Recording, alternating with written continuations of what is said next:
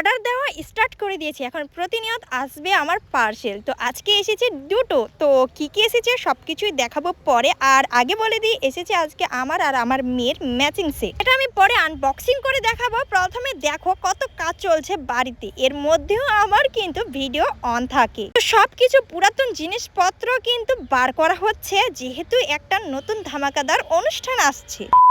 Hello everyone, তোমরা সবাই কেমন আছো? আশা করি সবাই ভালো আছো আর সুস্থ আছো। বড়দের প্রণাম আর ছোটদের অনেক অনেক ভালোবাসা নিয়ে আমি আজকের ব্লগটা শুরু করতে যাচ্ছি। সকালে মেয়েকে স্কুল পাঠিয়ে দিয়ে আমি চলে গেলাম রান্নাঘরে রান্না করতে। যেহেতু দুটো উনান একসাথে জ্বালাই, তাই সবকিছু নিয়ে কিন্তু বসতে হয়। অন্যদিকে আমি শাশুড়ি মায়ের জন্য রুটি বানানোর জন্য আটার ডো করে নিচ্ছি, আর এদিকে সবকিছু অগোছালো আছে। এটা আমাদের আউট রান্নাঘর, চারিদিকে খোলা থেকে রান্না করতে কিন্তু ভালোই লাগে। এমনিতে রুটি তো আমরা গ্যাসেই বানাই, তবে আজকে আমি উনানেই বানাবো, কারণ অনেক তাড়াহুড়ো রয়েছে, এক জায়গা থেকে এক জায়গায় যাওয়া আসা করা যাবে না। আর অন্যদিকে এদিকে দেখো মাছ সবকিছু নিয়ে এসেছে, মাংস। যেহেতু বাবা মা আজকে বাড়ি চলে যাবে আর মা খায় না মাংস, তাই মায়ের জন্য মাছও নিয়ে এসেছে। ভাবো এত ব্যস্ততার মধ্য দিয়েও কিন্তু আমি ক্যামেরা অন করে থাকি, তাতে কিন্তু অনেক কিছুই কথা হয়ে যায় আমাদের বাড়িতে। তো যাই হোক, ওই সব কিছু আমি ইগনোর করে থাকি, কারণ আমি আমার কাজকে অনেক ভালোবাসি আর আমার কাজ আমাকে খুশি দেয়, আমার স্বপ্ন পূরণ করে। এটাইতেই আমি কিন্তু অনেক খুশি। তাছাড়া এটা ভেবেও আমি গর্ব অনুভব করছি যে আমি আমার কাজ করছি, কিন্তু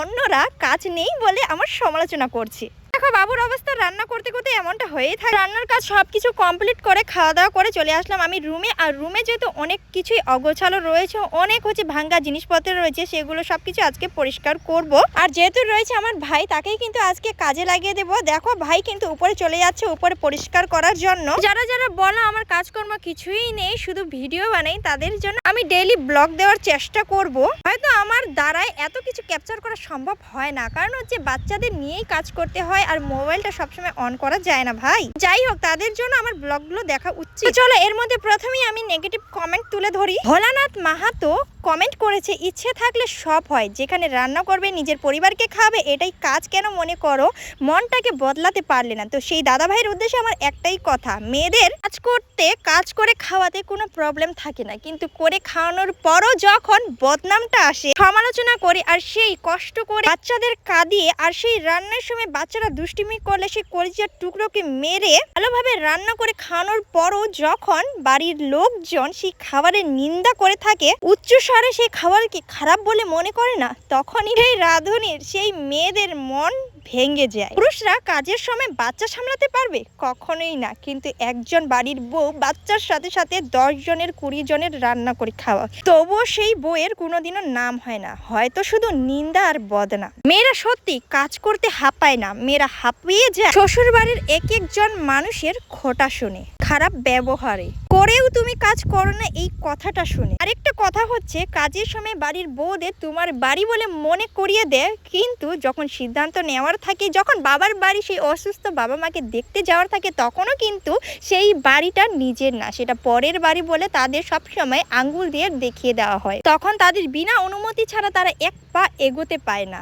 তাই দাদা ভাই এটাই বলবো যে ইচ্ছের কথা বলো না, মেয়েদেরকে মানিয়ে চলতে শেখাতে এসো না। কমেন্ট করার জন্য জানাই অসংখ্য ধন্যবাদ। হয়তো আমার কথাগুলো একটু হলেও বুঝতে পেরেছে। চলো নেক্সট কমেন্ট পড়ি। রত্না সরকার রয় দিদিভাই কমেন্ট করেছে, দিদিভাই তোমার ভিডিওগুলো ভীষণ ভালো লাগে। তো থ্যাংক ইউ সো মাচ দিদিভাই আমার ভিডিওগুলো দেখার জন্য। তো যাই হোক, আজকে আর বেশি কমেন্ট নিচ্ছি না, কারণ নেগেটিভ কমেন্টের উত্তর দিতে দিতে আমার মাইন্ড একদম পুরো চেঞ্জ হয়ে যায়। তো যাই হোক, ঘরের কাজকর্ম করতে করতে এইদিকে বেলা হয়ে উঠেছিল অনেকটা, আর ছোট হাম্মাকে অনেক খিদা পেয়েছিল, তাই চলে আসলাম এই কাজটা করতে। এটা আমার বর্তমানে ডিউটি রয়েছে, কেউ কিন্তু খারাপ ভাবে নেবেন না। যে গিল লেখাবার লোকটা শেষ বলো তো নাই, তোমরা বলো। হ্যাঁ, আমি কোথায় শুয়ে আছি? উপরে ছাদে, সিলিংয়ে। अभी हो रहा है फ्रेश, ये है फ्रेश हवा और चेंज हो गया मेरा रूम का लुक।